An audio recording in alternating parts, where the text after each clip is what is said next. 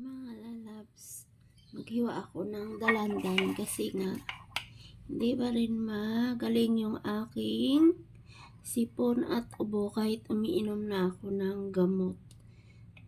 Ngayon iinom ako ng dalandan juice. Yung iano ko na tubig, yung mainit na kaya kong inumin kasi nga kaya kong lunukin yung maligam-gam na tubig.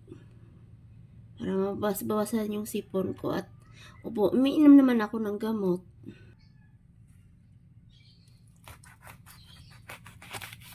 Ayan, oh.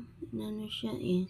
Pipigain ko to dito sa may tasa at lalagyan ko ng mainit na tubig para kaya ko lang siyang inumin.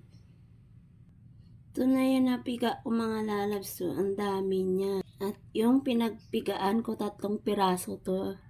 Kaya mag-alala, naghugas ako ng kamay at sinabon ko pa ito. Haluan ko na siya ng maligam-gam na tubig para inumin ko na. Ano siya, yung tinimpla ko dalandan juice na maligam-gam na tubig.